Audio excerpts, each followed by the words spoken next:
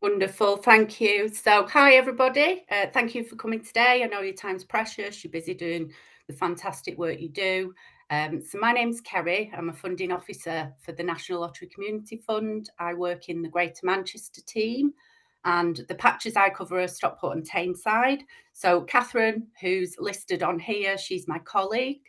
She covers Oldham and Rochdale, but she's had to send apologies today. She's got a poorly child, so you've just got me. So I'm just going to rattle through these slides and then we can leave some time at the end for questions, if that's all right with everybody.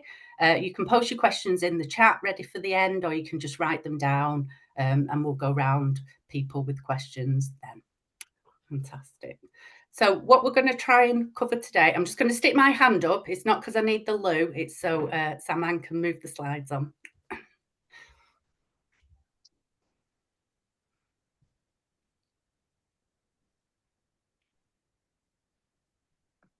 If it works. It was working earlier. We did a test. We've been here since 10:30. So typically. Yes, perfect. So what we're going to cover today is who we are. So not me, the lottery. You don't want to know about me. The difference that we want to make, and that's we want to make that, but we want to make that through yourselves, and that's why we provide the funding. What funding's available and how to apply, which is probably the most important bit. And then at the end, we'll get some questions.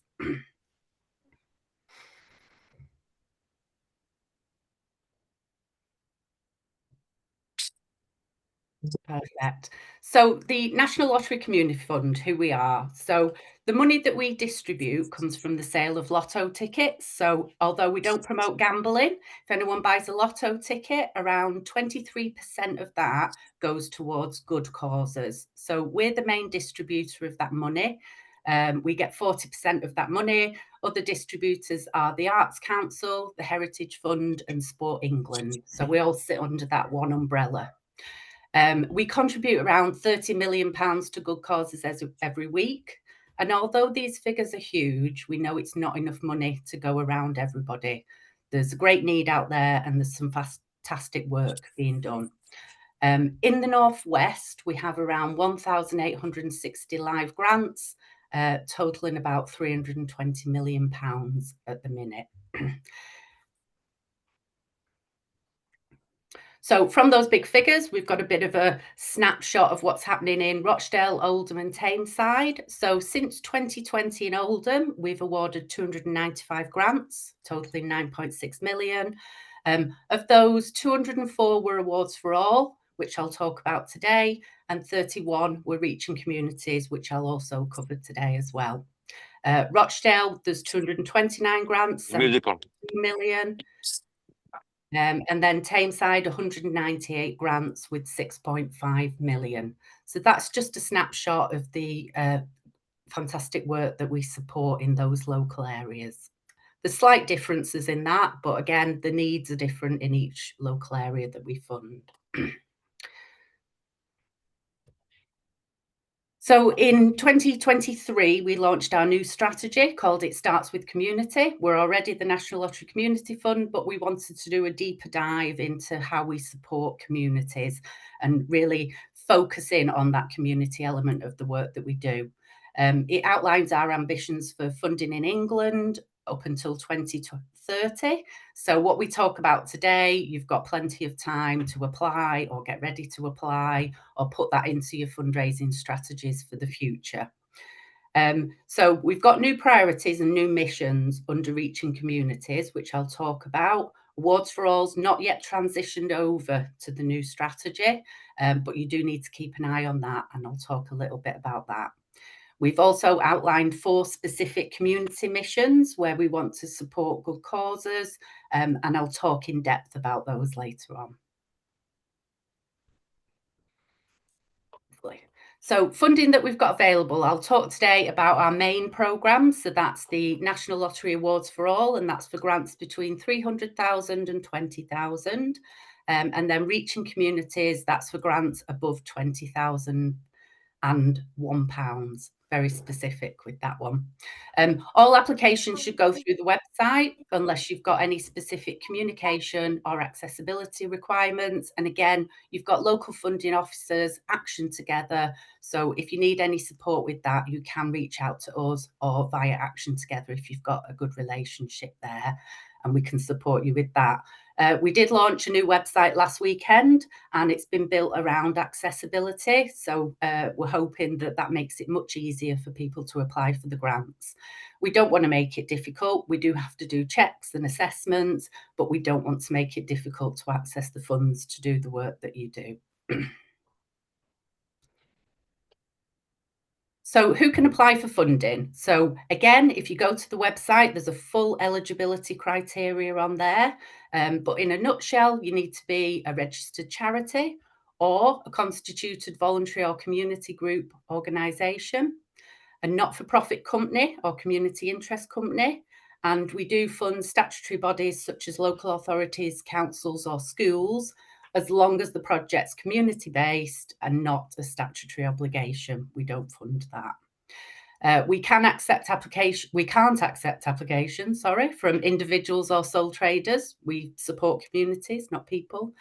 And organisations that don't have at least 2 trustees who aren't married, in a civil partnership, long-term relationship, or related in any way, either address or through blood, which is quite specific there. But again, a full eligibility criteria is on our website. If you've got any specific questions, you feel you sit outside of that, or it doesn't mention your group status, we have a fantastic customer service team as well.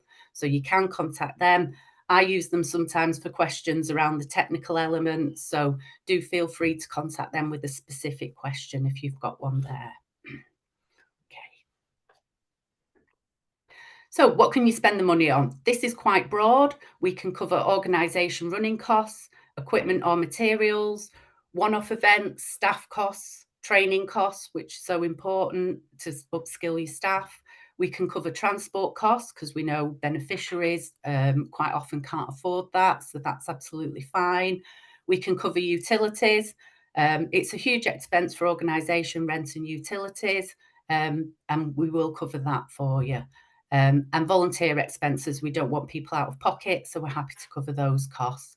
We can also fund capital, so land, building, refurbishment projects or vehicles, but do bear in mind if it's a large capital grant over £20,000, it can take much longer because we have to go through our capital and legal team with you, but we can fund that.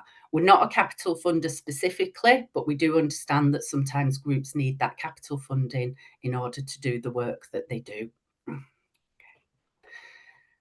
So basically, we will fund the boring but very necessary stuff. I know there's other funders out there that will fund projects that, nice projects in a nutshell, but we understand that you can't run those projects, you can't function as an organisation unless you've got your core costs covered.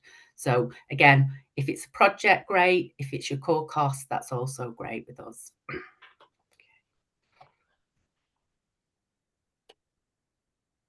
So I'll talk a little bit around Awards for All. I don't specifically work on that programme. It's a remote team that assess the applications for Awards for All, but I can give you a bit of a insight to that on here. Again, go to the website if you've got questions and anything specific around technical stuff, you can ring the customer service team there. Okay. So this is our smaller but most popular programme, and it's for grants up to from 300, rubbish with numbers, up to £20,000, and it can be for up to 2 years. So you can have a grant for 6 months if that's how long your project needs to run for, or you can have that £20,000 for over 2 years if that's how long your project runs for. You can only hold one grant at a time, and a maximum of 20 within 12-month periods. So you couldn't have 20,000 for 6 months and then 20,000 again for 6 months. You'd have to wait after the 12-month period to apply again. Groups usually start off with an Awards for All. Sometimes groups have 2 or 3, and sometimes groups are small groups, so they Awards for All is the perfect programme for them. They don't need the big reaching communities money because they're a smaller group, so they can stick with that programme. Whilst you're getting 2 or 3 grants through that programme, it is important that you look at bringing in other funding streams and building up other income streams, because we can't fund groups forever. We do prioritise groups with lower incomes within this funding programme, and it's a one-stage online application process. The programme is open at any time unless the website says otherwise, but it's a rolling programme. If unsuccessful with National Lottery Awards for All, you will get feedback from their team. And if you respond to that feedback and reapply, it will get assessed. If you don't respond to the feedback, it'll probably not be successful the second time either. So unless they tell you you're not eligible for that funding, you can reapply as long as you've responded to the feedback that they gave you. This is our busiest programme, like I said before. So currently there's around a 16-week wait time. We try to process within 12 weeks, but at the minute it's really busy. And I've checked on the website and it does say 16 weeks. So again, it will tell you on the website. That's the most up-to-date information for you. If you're successful and you get the email, the money hits your bank and you go away, you deliver your project. So we try to make it as quick and as simple as possible for you if you need that money.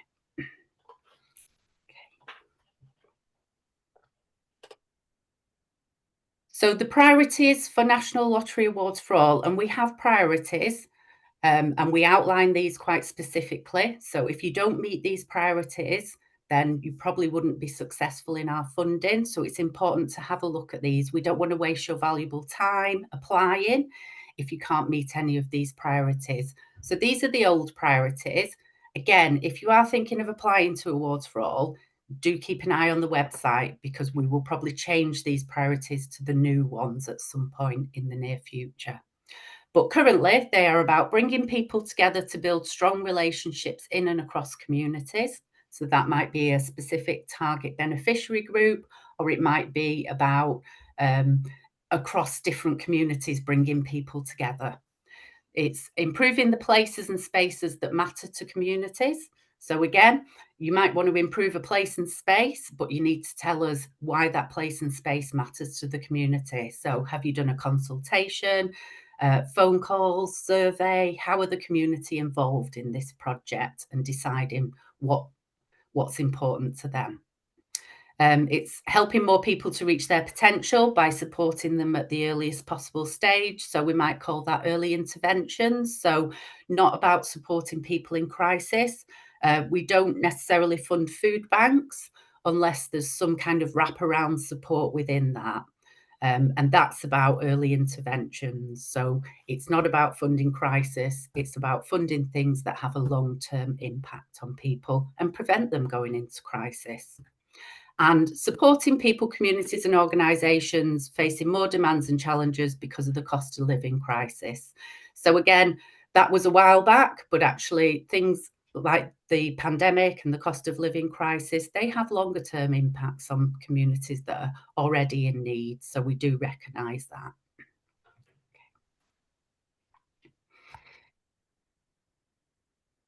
Under Awards for All, we've got a new stream. So it's the same application process, but you can specifically select environment. So whilst we have a climate crisis at the minute, we've introduced this stream. It's open until the 17th of December, and you apply through the Awards for All programme. So this is not just about environmental sustainability. This is about access to nature. So any organisations running a project that you think meets that criteria, then that programme is open till the 17th of December. I'd also encourage everyone to sign up to our newsletter, because that's where you'll receive updates. So we've got our standard funding programmes, Awards for All and Reaching Communities, but we do get pots of money sometimes through the government, and those programmes can be short term. So it's worth signing up to our newsletter to get up-to-date notifications.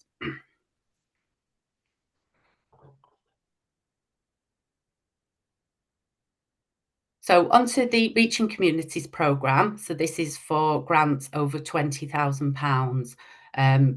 Roughly on a national average, and I say this cautiously because we fund projects based on what they need, it's around 250,000 over 3 years.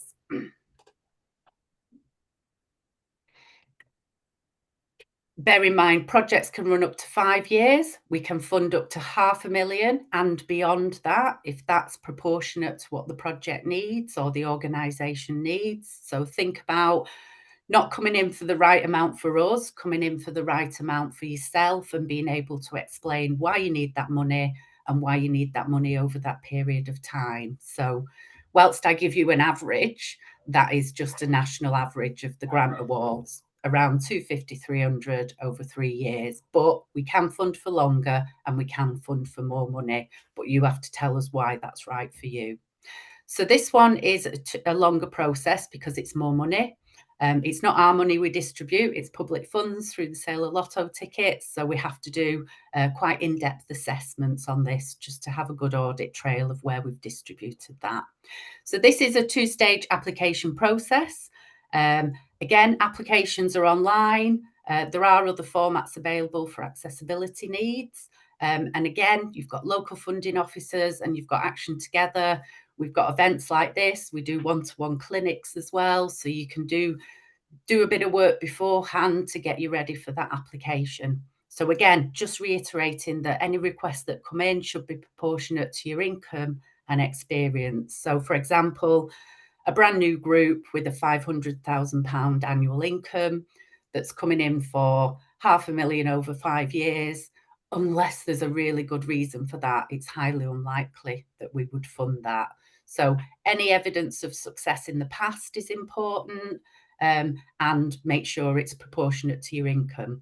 There are cases where groups have a big step up in income. So if it's been voluntary for 5 years, running really well, but you're at that point in your journey where you need to start employing staff, you'll require more money. It will be a step up in income, but that's your rationale that you've provided for that. So again, think about what you need as an organisation rather than just putting in an application that doesn't have any kind of backup to it. That's what I'm trying to think. So success rates for Reaching Community, they are around 25% across both stages. But again, if you're unsuccessful, you will get some feedback and you can speak to Action Together for any development needs based on that feedback. And you can speak to funding officers to get more in-depth feedback to strengthen a future application. It might be, you asked for too much money based on what you do, or we've already funded several groups around that area delivering that work at this moment in time, or it might be that you need to strengthen your governance, or the delivery doesn't come across very well. More often than not, the golden thread with all our funding is community involvement. So community involved in the idea, where did the idea come from? It needs to come from the community. The design of the project needs to come from the community. And where possible, and I say where possible because it's not always, the delivery of the project, how are the community involved in that? So you might have volunteers, and that's people that have got time and want to give back. But you also might have what we would perhaps call a supportive volunteer programme, where people can move from a beneficiary to a volunteer. They gain skills, they gain confidence in a safe environment. Unfortunately, in those scenarios, you lose those volunteers because they move on into employment or they might move on into education. But that's the intention of that volunteer programme, to support people to achieve their potential. So that's a bit of a difference in those volunteer programmes.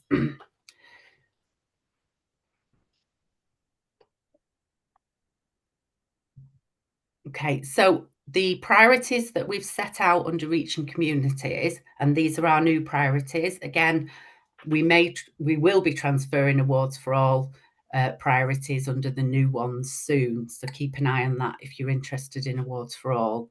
So priorities under reaching communities that support our new strategy are: one, we'll support places, people or communities experiencing poverty, disadvantage or discrimination. So it's not and discrimination. You might have a project that specifically targets a group that are discriminated against, but not necessarily living in poverty or disadvantage, although they often come hand in hand. Our other priority is to support people and communities to shape the decisions that affect their lives. I'm going to go into a bit more detail about these priorities in a minute. And priority 3, that it aligns strongly with at least one of our community missions, which I will talk about a bit later on. So they're the 3 priorities we've set out for reaching communities. So a deeper dive. What does that mean? So priority 1, this is about us investing most in places, people and communities that experience poverty, disadvantage or discrimination. So we'll want to know how you'll work with and how you'll support that community. If you'll be working in a particular local community, tell us where it is in your application form. And we're more likely to fund projects working in areas impacted by issues that cause inequalities. So it's probably where you're all working at the moment. We recognise that, but we're just being more specific in our priorities. As well as where you're working, you'll need to tell us about the community you're supporting. So do you serve communities that have certain protected characteristics? Are they experiencing some type of social or economic inequality? Or are they at risk of harm? We'll consider background statistics about the area and the community when we make our decision. So there's lots of statistics about what areas have poverty disadvantage. I think where we've got Oldham, Rochdale and Tameside, you know, that is areas that would fit into that priority 1 of people most in need. And we'll meet organisations where they're at. So again, if you're a really small organisation, grassroots, community organisation, you might not have good governance structures in place, but within that application, you might want a development grant included that you can strengthen your governance. So again, tell us where you're at an organisation, where you are on that journey, and we're happy to meet you where you are. We will be proportionate again. So again, just stressing the proportionate in terms of the request, in terms of your income and your experience as an organisation. So priority 2 is about supporting communities to shape the decisions that affect their lives. What we're looking for here is meaningful involvement from the community in the design, the development and delivery of your project. Again, we will meet you where you're at, we'll meet the organisation where they're at, and we'll understand what the barriers are to engagement as well. We like to fund organisations that run and led by people with personal experience of the issues that you help deal with. So again, that might be through your trustees, or it might be through a lived experience advisory group, it might be through a working group. So some element where beneficiaries can feed into decision making in the organisation. You might not necessarily be led by people with personal experience, because that's not always appropriate to be a trustee. That holds a lot of responsibility and people might not be in a good place to take that on board, but how can they still feed into decision making in that organisation? And in terms of supporting people to influence decisions that affect them, we're talking about community empowerment. So that's within the organisation, like to talk about decision making, but also externally. So throughout your project, you're going to collect monitoring data, case studies, people's experiences. So how are you going to use those anonymised to influence change in wider society? So that's a really important element of priority 2, that communities feel they have a voice. So using your platform, using your organisation to elevate the voices of the community, so decision makers can really truly understand what's going on in your community. Avoiding decisions being made without knowledge, I think, you know, and we talk about influence because that's all we can ask of people, to be able to influence those decision makers. Nice to communities have real control over things that are important to them, but I think that real control comes from people feeling they've got control. So again, beneficiaries come in, they share their experiences, they have a journey within your organisation. How are you going to share that? So that other people can truly understand what's happening in your community, what's happening in the lives of beneficiaries. I quite like that priority. I think that's a really strong priority for us to have. Okay, we're going to move on. Okay, so priority three. So priority three is a tricky one because it involves 4 missions. So priority three is about prioritizing projects that best fit with at least one of our new missions. I'm going to talk about missions in a bit more detail. So we don't want you to hit all of the missions or align with all of the missions. We want you to fit with one strongly, but you might fit with 2 or 3 of them. So tell us how you fit with those community missions. And they are: communities are healthier, communities are more connected, communities are environmentally sustainable, and communities help children and young people to thrive. So a little bit more detail about what does that mean. Oh, has my camera gone off? That's odd. Oh, back. I didn't disappear, I promise. Okay. So communities come together. So again, this mirrors the old priorities because places and spaces are vitally important to building communities. So we also recognise that these can be physical or virtual. Not everybody can get to a community space, so you might be offering virtual elements of work within that. And it's quite nice to have a blending as well. I think that's, an inclusive project that has a blending of physical space, virtual space, but also some outreach as well, going out to where people are. This is about supporting projects that's where people are least able to come together. So think about the barriers that your community face in accessing services, community events, activities, and how you're going to build a place or space that removes those barriers for people. And again, when we talked about community empowerment before, you can create that, but again, you can share um, lived experience and work where people have said, I don't access this community. It might be a sports centre. I don't access the local sports centre because these are the barriers. So, again, through your work, you can collect case studies and data and share that with the local sports centre to say, if you want to improve access, this is what the community say you need, our community says you need to do to improve that. So, again, ultimately you want to get to a point where people say, yeah, I went to the sports centre because they'd looked at accessibility in the entrance or communication for me. So that's where the empowerment comes in around that. Okay, so that's coming together. Again, we're a community funder, bring people together. We need social connections in our lives. Okay, and the next mission is our children and young people mission, and that's helping children and young people to thrive. They are the next generation, so we do need to invest in them now for the future. So this is about supporting them to develop positive social and emotional skills, providing safe spaces with relationships they can trust. They're exposed to a lot of social media at the minute, and digital spaces that sometimes aren't so safe.